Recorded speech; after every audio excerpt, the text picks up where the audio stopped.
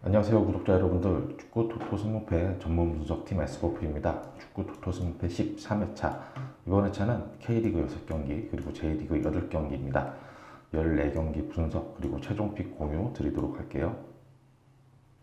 첫 번째 경기는 요코마리아 세레소 오사카의 경기인데요. 홈팀 요코하마 마리노스는 2019년 우승팀인데 2020년 중앙 미드필드와 수비 조직이 흔들리면서 실점이 많아졌죠. 선두권에서 멀어지면서 중위권으로 내려앉았었어요. 올 시즌은 4-3-3 전형으로 주로 나서고 있는데 중원과 측면에서 활약할 수 있는 공수 밸런스가 좋은 이와타를 오이타로부터 영입했죠. 중앙 수비도 브라질 출신 마르틴스를 보강하면서 안정화를 꾀했습니다. 최전방에는 마에다와 브라질 출신 엘베르가 올 시즌 좋은 폼을 보여주고 있습니다. 특히 마에다가 올 시즌 6경기에서 6골, 득점 선두예요. 오른쪽 측면 공격수 나카가와도 돌파와 크로스가 좋습니다. 지난 라운드 골대를 2번이나 맞추는 부분 끝에 1대1 무승부로 아쉬움을 좀 달래야 했죠. 원정팀 세레소 오사카입니다. 중원과 수비가 단단하고 역습 능력도 좋은 그런 팀 컬러를 보여주고 있죠. 작년 시즌과 거의 동일한 전력을 유지하고 있어요. FC 도쿄 가와사키 원정에서 2연패를 당하면서 당한 뒤에 팀 전력이 안정화되면서 지금 최근 5경기 패배 없이 상승세입니다. 8경기를 치른 동안 14골을 터뜨리면서 리그 최다 득점 2위에 올라와 있고요. 38살 이 오쿠보가 5골로 팀 내 최다 득점입니다.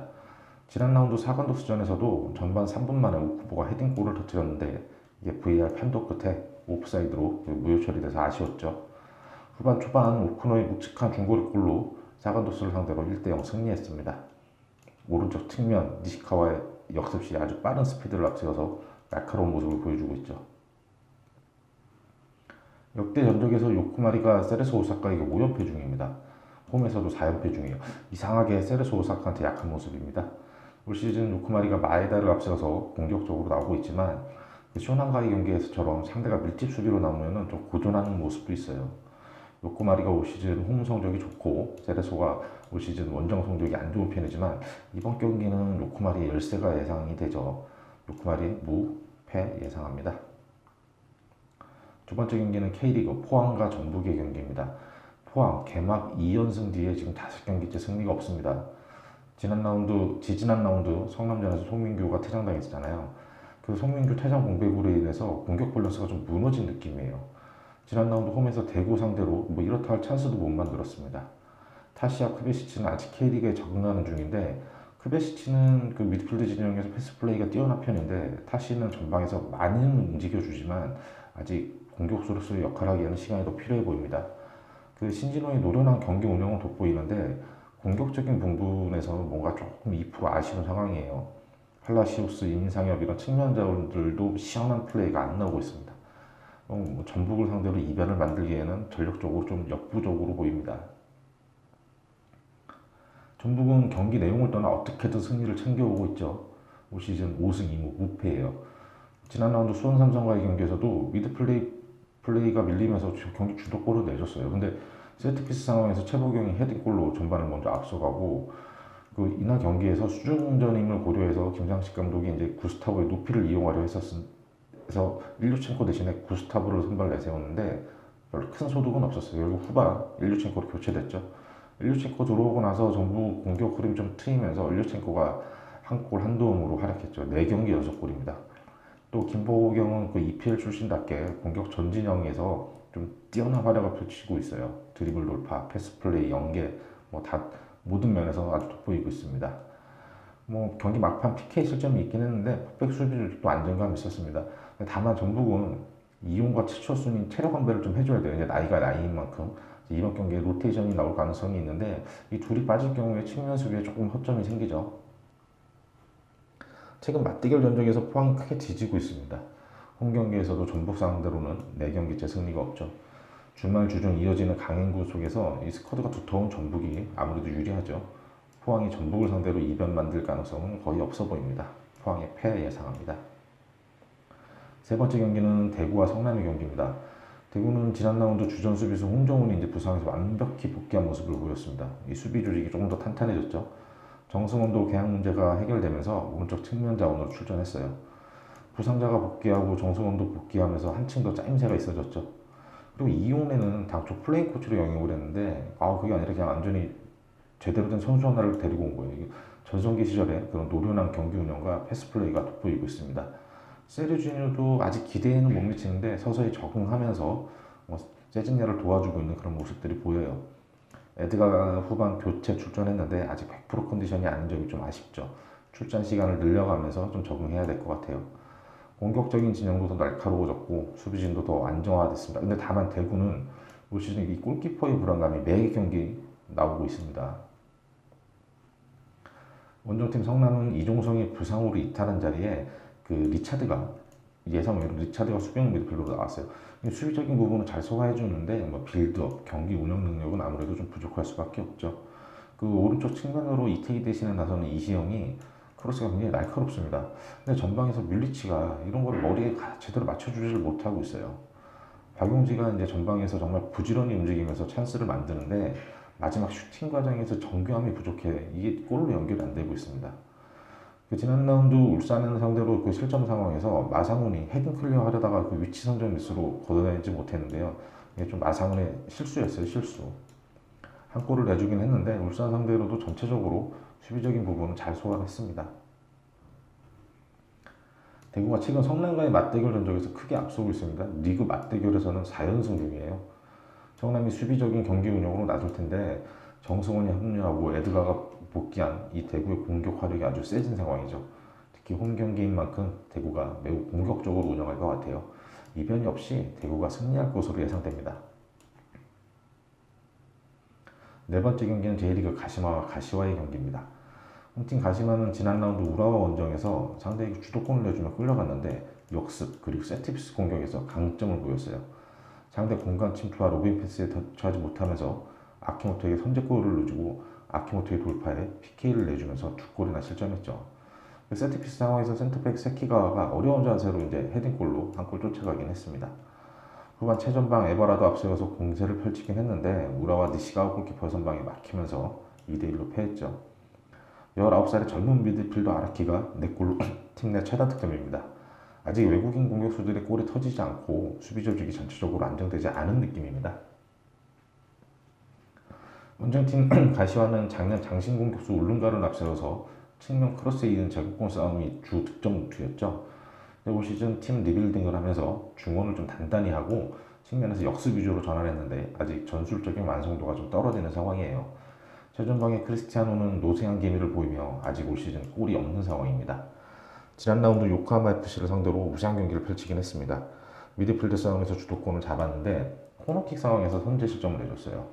세트피스 수비가 불안하면서 여러 차례 위기가 있었는데 김승규 골키퍼가 슈퍼세이브로 한 2골 이상은 막아낸 것 같습니다. 후반 교체 투입된 카미야가 왼쪽 측면에서 좋은 활약을 보였어요. 경기 종료 직전 그 코너킥 운전 혼전 상황에서 공격에 가담한 그 측면 수비수 오미나미가 동점골을 터뜨리면서 패배는 면했죠. 두 팀 모두 시즌 초반 팀 밸런스를 잡지 못하면서 만족스럽지 못한 성적이죠. 양쪽 모두 공격 능력이 저조하고 수비 조직도 좀 모래알 같아요. 그래도 가시화보다는 가시마가 조금 더 나은 상황입니다. 김승규 골키퍼가 선방하고 있지만 불안한 수비진의 허점을 메우기에는 좀 벅차 보이죠.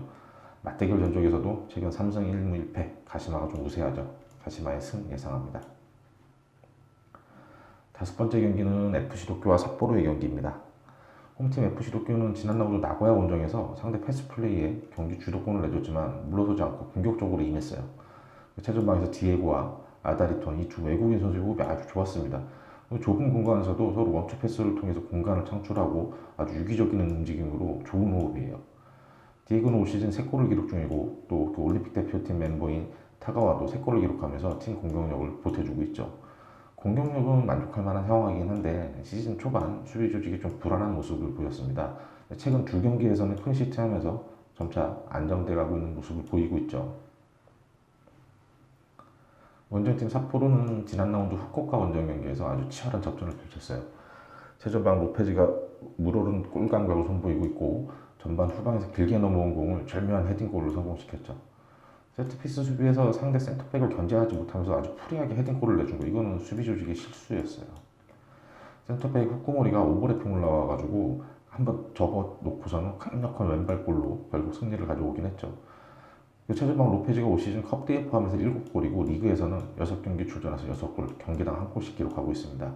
최근 기세가 아주 좋아요. 3경기 연속골이고 해트트릭 포함해서 5골이죠. 두 시즌 연속 9골에 그쳤었는데 올 시즌은 벌써 6경기 만에 6골이에요. 로페즈를 앞세운 공격력이 인상적이긴 한데 수비력이 불안합니다. 거의 매 경기 실점하고 있어요. 두 팀 모두 공격력은 안정된 상황이죠. 반면에 수비력은 조금씩 허점을 보이고 있습니다. 더군다나 최근 기세가 오르고 있는 만큼 이 두 팀의 승부는 아주 팽팽할 것 같아요. 맞대결 전적에서는 도쿄가 좀 많이 앞서고 있습니다. 최근 4경기 동안 삿포로를 상대로 패배가 없고 홈에서는 삿포로를 상대로 2연승 중이죠. FC 도쿄의 승무 예상합니다. 다섯 번째 경기는 가와사키와 사간도스의 경기입니다. 홈팀 가와사키는 지난 라운드 오이타를 상대로 17개 슈팅을 시도하며 일반적인 공세를 펼쳤죠. 결국 2대0 완승을 했습니다.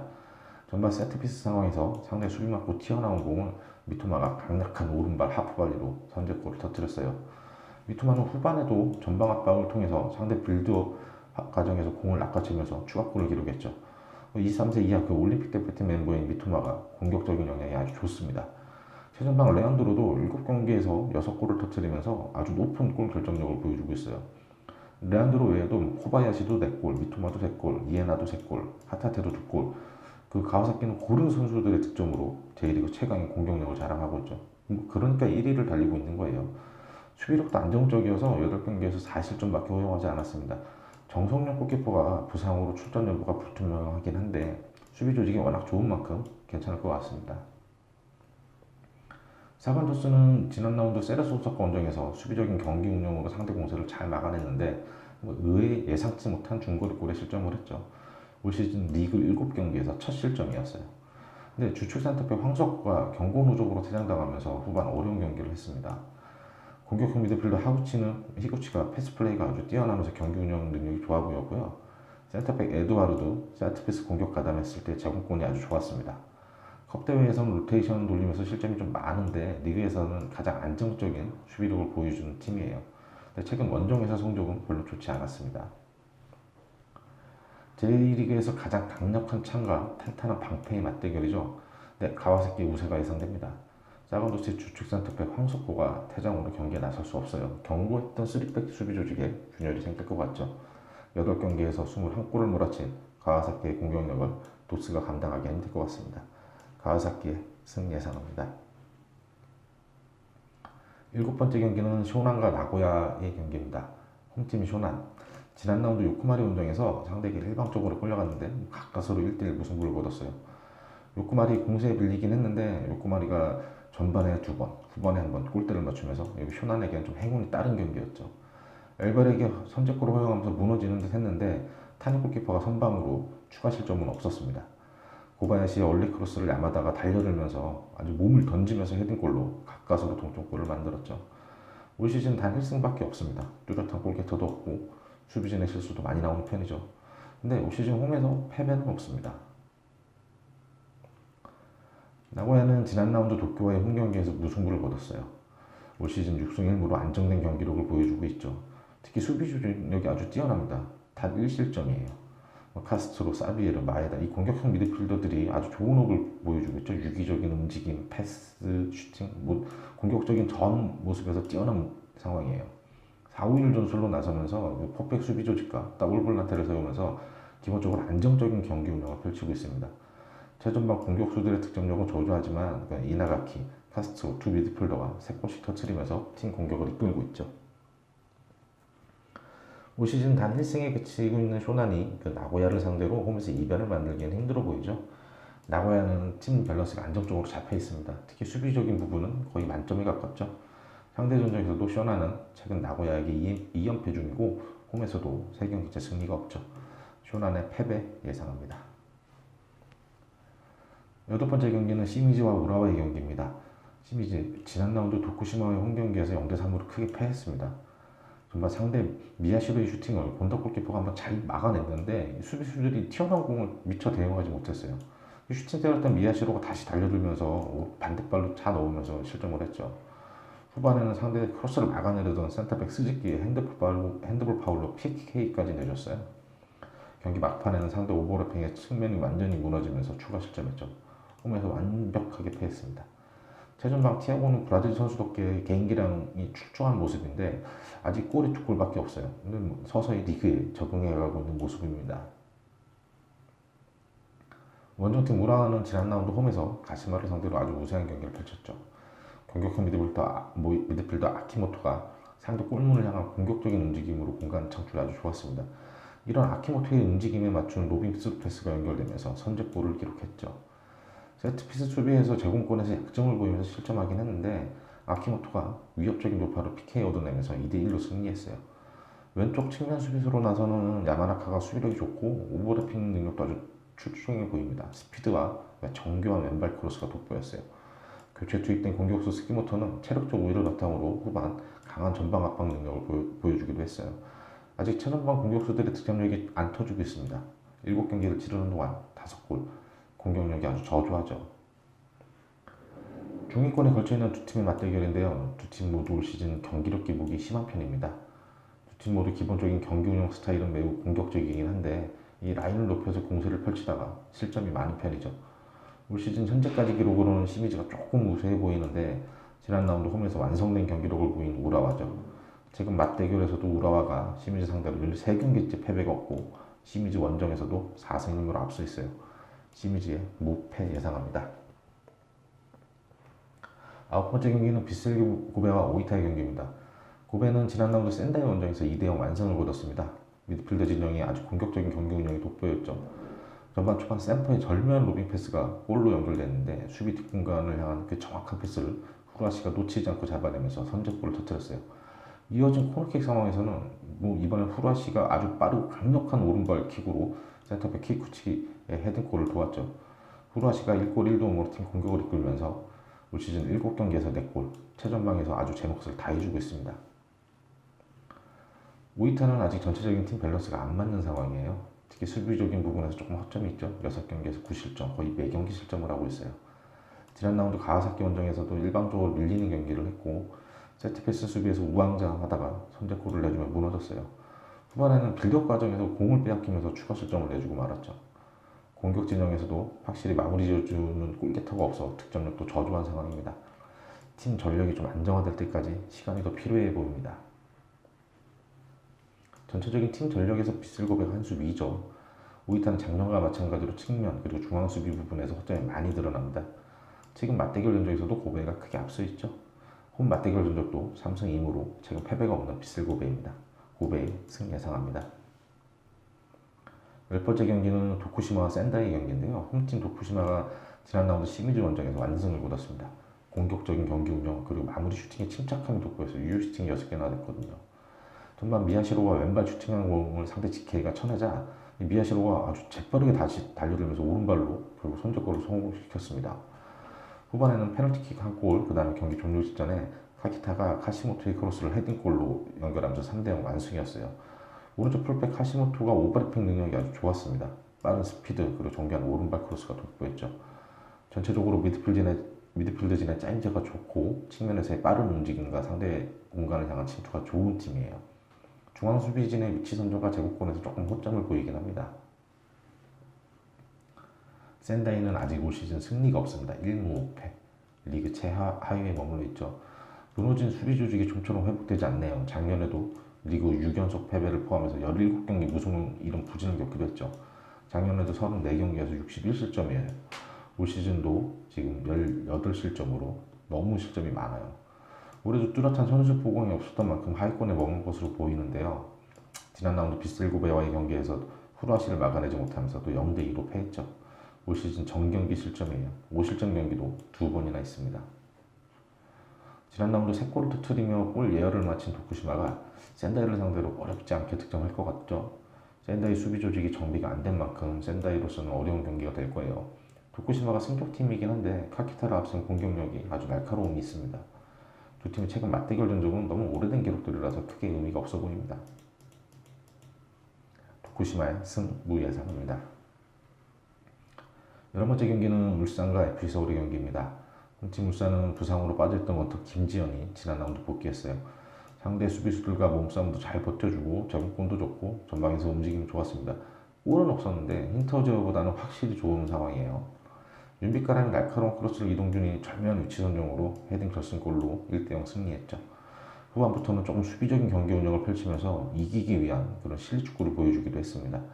이게 부진을 벗어나기 위해서인지 평소보다 울산 선수들이 좀 거친 수비를 보이면서 한 골을 지켜내는 데 집중하는 모습이었죠. 주축 선수들의 강행군, 이게 제일 큰 걱정이죠. 선수단의 체력 안배가 관건입니다. 원정팀 서울은 지난 라운드 강원전에서 기스마르 조합으로 아주 좋은 미드필드 플레이를 펼치긴 했는데 전방에서 팔로세비치가 조금 저조했어요. 미드필드 플레이가 깔끔하긴 한데 공격 진영에서 마무리 능력이 너무 부족합니다. 기성용의 중거리 슈팅 말고는 위협적인 장면이 없었어요. 후반 박주영, 고요한 등을 투입하면서 공격 진영에서 패스 플레이는 더 화려해졌는데 실속이 없었습니다. 홍준호가 교체 투입되면서 전방에서 뚝배기 역할을 하긴 했는데 출전 시간이 너무 짧죠. 고요한이 장기 부상에서 회복해 복귀전 치르면서 컨디션 점검하면서 좋은 모습을 보여주긴 했습니다. 경기 운영을 잘 해놓고도 마무리 짓지 못하면서 PK를 내주면서 패한 아쉬운 경기였죠. 부진을 털어내는 울산과 상승세가 꺾인 서울이죠. 울산은 승리를 챙기기 위해서 과감히 수비적인 전술을 선택했습니다. 서울은 패스 플레이로 경기 운영을 하긴 하는데 전방 마무리 능력이 너무나 부족해요. 울산은 최근 서울과 맞대결의 전적에서 압도적인 우세를 보이고 있습니다. 특히 홈에서 5연승 중이에요. 전체적인 팀 밸런스가 울산이 더 안정적이고 스쿼드도 조금 더 두터운 만큼 주중 경기에서 확실히 우세할 것 같습니다. 울산의 승리 예상합니다. 12번째 매치는 광주와 수원FC의 경기인데요. 홈팀 광주는 새롭게 합류한 외국인 선수들 기량이 출중합니다. 헤이스는 공격형 미드필더로 경기 운영 능력이 아주 뛰어나고 알렉스는 아주 수비력이 아주 발군이에요. 그리고 빌드업 능력도 좋아 보였습니다. 그리고 또 엄지성이 상승세를 탔는데 이 데뷔골까지 터뜨리면서 기세가 올라갔습니다. 올림픽팀 차출해서 3경기 연속골 놓고 오더니 기세가 아주 매섭죠. 그리고 김주공도 왼쪽 측면에서 좋은 활약 펼치면서 그 엄지성과 좌우 밸런스를 맞춰줬죠. 펠리페도 최전방에서 존재감을 나타내며 골은 없었는데 골대를 한번 맞추긴 했어요. 외국인 선수들을 성공적으로 데뷔전 치르면서 스쿼드가 갑자기 굉장히 두터워진 느낌이에요. 엄원상이 부상에서 회복해서 출전할 경우에는 엄원상, 엄지성, K리그에서 가장 빠른 날개가 장착이 되겠죠. 원정팀 수원FC는 드디어 시즌 첫 승에 성공했죠. 무릴로의 전진 패스, 라스의 공간을 향한 쇄도, 제조의 옵사이드 트랩을 딱 무너뜨리면서 선제골을 터뜨렸어요. 라스는 시즌 첫 골 성공시키고 자신감이 오르면서 이후에 공격적인 플레이가 아주 좋아졌죠. 박주호, 김건웅 이 더블 볼란트에 확실히 안정감 있는 경기 운영을 펼칩니다. 전반을 앞서 나가자 후반 시작과 함께 윤현성 투입하면서 포백에서 3백으로 수비 전술 변화하면서 좀 지키는 축구를 구사하기로 했어요. 양동현이 부상에서 복귀하며 교체 투입됐지만 아직 100% 상태는 아니었습니다. 그래도 최전방에서 충분히 버텨주는 모습은 보여줬죠. 공격적인 카드가 아주 많아진 광주입니다. 펠리페가 건재하고 헤이스도 합류했고 엄지성도 아주 상승세를 타고 있어요. 엄원상도 출전 가능성이 높죠. 반면 수원FC는 시즌 첫 승에 성공했는데 지키는 축구를 하려다가 후반 오히려 경기를 넘겨줄 뻔했죠. 광주의 발빠른 양날개를 수원이 감당하기에 조금 벅차 보입니다. 광주가 홈에서 수원에게 패하진 않을 것 같죠. 광주의 승, 무 예상합니다. 13번째 경기는 인천과 수원 삼성 경기인데요. 홈팀 인천이 지난 라운드 광주 원정에서 최악의 상황을 맞이했죠. 수비형 미들 문지한이 전반 20분경에 퇴장당하면서 단순한 1패기 이상의 뼈아픈 상황입니다. 10명으로 70여 분간 뛰면서 체력 소모도 컸고 올 시즌 수비형 미드필더 자리에서 제목 이상을 해준 문지한의 결정은 인천에게 큰 공백이 될 겁니다. 송시우를 투입하면서 역습 위주의 전술을 펼친 것은 주요했어요. 송시우가 찬스를 많이 만들었죠. 송시우 슈팅이 골대 맞고 나온 게 진짜 아쉬웠죠. 1대1로 경기를 마무리 지을 수 있었는데 종료 직전에 역전골을 허용하면서 무너졌어요. 이거 체력적으로도 털리고 정신적으로도 데미지가 컸던 경기, 후유증이 좀 클 것 같습니다. 원정팀 수원은 전북을 상대로 경기 운영을 잘하고도 패했죠. 이게 올 시즌 수원의 아주 아킬레스건이에요. 김민우, 한석종, 고승범 이 미드필더진이 전북과의 힘싸움에서는 아주 우세한 경기를 펼쳤어요. 수중전으로 치러진 경기인 만큼 제리치를 투입해서 높이 싸움에 나섰는데 제리치 진짜 아무것도 보여준 게 없습니다. 오히려 후반 김건희가 투입되면서 더 공격적으로 운영을 하긴 했어요. 오히려 전북에게 뒷문이 무너지면서 연속 실점을 했는데 경기 막판 PK로 한 골 만회했지만 올 시즌 내내 미드필드 진영의 우세함으로 주도권을 잡아도 골 결정력 부족으로 이 경기를 잡아내지 못해요. 경기장 전체를 폭넓게 활용하는 미드필더 플레이는 아주 뛰어나죠. 지난 라운드 인천의 출혈이 너무 컸죠. 문제안의 이른 퇴장으로 인한 선수들의 체력 소모, 그리고 버저비터 허용하면서 정신적인 데미지까지. 수원 미드필더진의 공격 전개 능력을 감안하면 문제안 퇴장 공백은 인천에게 엄청난 악재입니다. 제리치 니콜라우 조합이 계속 실패한 만큼 수원은 김건희 체제로 나설 것 같죠. 인천이 악재 속에서 수원을 견제하기는 힘들어 보입니다. 인천의 패 예상합니다. 마지막 14번째 경기는 제주와 강원의 경기입니다. 홈팀 제주의 짠물 축구가 드디어 무너졌죠. 지난 라운드 수원FC에게 시즌 첫 패배를 당했어요. 상대 전진 패스와 공간 침투에 그 옵사이드 트랩이 무너지면서 선제골을 내줬어요. 후반 주민규가 교체 투입으로 동점골로 성공시켰죠. 주민규는 VAR 판독 끝에 노골로 선언되긴 했는데 골망을 2번이나 흔들며 컨디션이 회복한 모습을 보였습니다. 후반 유승우를 통한 빠른 템포의 역습도 좋은 모습이었습니다. 경기 막판 문전 혼전 상황에서 결승골을 내줬는데 전체적인 수비 조직력은 무너지지 않았어요. 원정팀 강원은 시즌 초 무너졌던 조직력이 살아나면서 서울 상대로 지난 라운드 짜임새 있는 경기로 보였어요. 임채민 중심의 3백 그리고 한 공격이 버티고선 중원의 수비적인 부분은 아주 안정감이 있었습니다. 원정 경기에서는 무리하지 않고 안정적인 운영을 바탕으로 역습 위주 전술을 보이죠. 김대원과 조재환 앞선 역습의 속도감은 좋았습니다. 김수범이 개인 기량으로 돌파하면서 PK를 얻어냈고 고무열이 성공시켰죠. 고무열은 PK로 2경기 연속골인데 원톱으로서 아직 이렇다 할 활약이 없어서 좀 아쉬운 상황이죠. 시즌 첫 패를 당한 제주와 연승에 오른 강원이죠. 제주가 이상하게 강원에게 약했어요. 특히 홈에서도 강원에게는 약했어요. 그러나 이전의 제주와 남길식의 제주는 다르죠. 확실한 짠물 수비로 우세한 경기가 예상됩니다. 강원 공격진의 활약이 그다지 높지 않은 만큼 제주가 홈에서 질식 수비 그리고 컨디션을 회복한 주민규 앞세워서 승리할 것으로 예상됩니다. 제주의 승 예상합니다. 14경기 최종 픽 다시 한번 확인해 보겠습니다. 1번 요코마리의 무패, 2번 경기 포항의 패, 3번 대구의 승무, 4번 가시마의 승, 5번 경기 도쿄의 승무, 6번 가하사키 승, 7번 쇼난의 패, 8번 시미즈의 무패, 9번 고베의 승, 10번 도쿠시마의 승, 무, 11번 울산 승, 12번 광주의 승, 무, 13번 인천의 패, 14번 제주 승. 이렇게 저희 주중 경기 분석 마치고요. 저희는 주말 14회차 경기 분석 영상으로 다시 찾아뵙도록 하겠습니다.